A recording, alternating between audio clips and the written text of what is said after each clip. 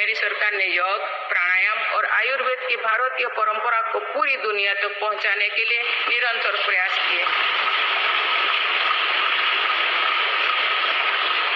पिछले वर्ष संयुक्त राष्ट्र संघ के मुख्यालय में 135 देशों की प्रतिनिधित्व ने एक साथ योग किया।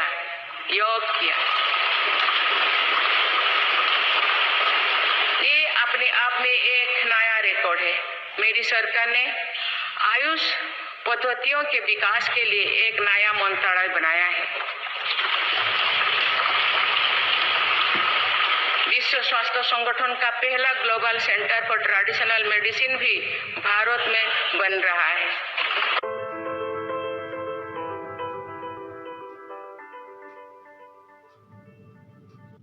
एक बड़े स्तर पे काम होना है। आयुष मंत्रालय का गठन किया गया और पिछले 9 साल में आयुष मंत्रालय का बजट 7 गुना बढ़ाया और WHO के तर्ज पर दुनिया का पहला और सबसे बड़ा एक स्वदेशी चिकित्सा का केंद्र जो कि जामनगर में 2000 करोड़ की लागत से पिछले साल गठित हो गया है। और प्रधानमंत्री जी का भी विजन है कि हील इन इंडिया की तर्ज पर दुनिया भर के रोगी भी भारत में आए और स्वदेशी चिकित्सा पद्धतियों को भी बढ़ावा मिले। इसी दिशा में लोगों को बेहतरतम सुविधाएं प्रदान करने का हम लगातार प्रयास करें। और माननीय मोदी जी का जो विकसित भारत का संकल्प है, जिसमें लोगों को निःशुल्क और बेहतर से बेहतर स्वदेशी चिकित्सा पद्धति भी किस तरह से मिल पाए, तो स्थानीय लोगों को तो बेहतर सुविधाएं मिले, बाहर के रोगी भी हैं, और जो हम एकीकृत चिकित्सा मतलब सारी चिकित्साओं को जो बेहतर चीज़ों को ली जाए, क्योंकि एक चिकित्सा पद्धति के दम पर देश निरोगी नहीं रह सकता, ऐसा प्रधानमंत्री जी की भी सोच है।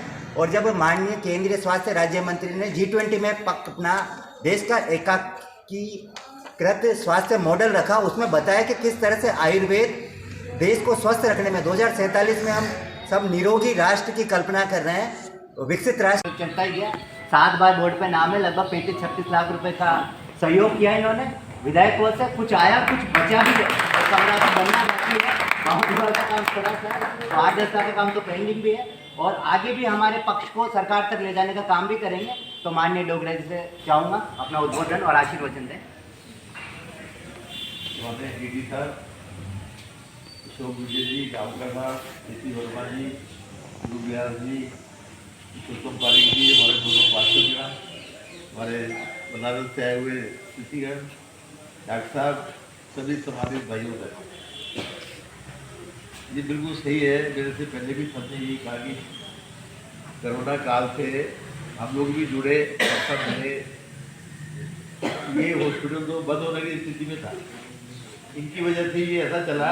अब जब भी आता हूँ, इसमें 3-4 दिन मेरे को भी डेली आने का काम पड़ा, तो हमेशा भीड़ देखता हूँ।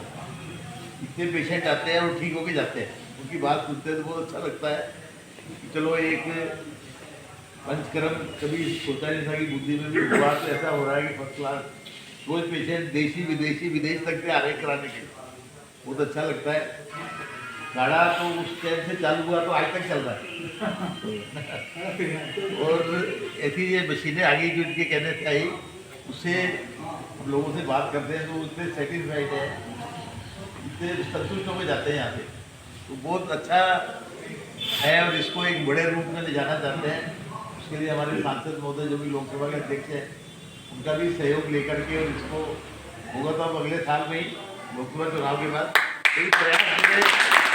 और मोदी जी का भी यही है कि मोदी जी जब से आए हैं, आयुर्वेद का बजट जो है हमेशा बढ़ता जा रहा है। 7 गुना बढ़ गया अभी 2 सालों में 7 गुना आयुष मंत्रालय। तो बहुत बड़ी बात है ये भी। योग जैसे अभी डॉक्टर बता रहे थे 192 देशों में, आज भी मैं सुबह के लिए पढ़ रहा था कि फ्रांस में सबसे ज़्यादा लोग योग को पसंद कर रहे हैं हेल्थ के लिए। तो इसलिए है कि किस तरह केरल के टूरिज्म को बढ़ाने में ट्रेडिशनल मेडिसिन ने मदद की।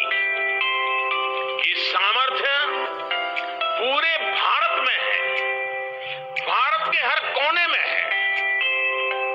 हील इन इंडिया इस दशक का बहुत बड़ा ब्रांड बन सकता है।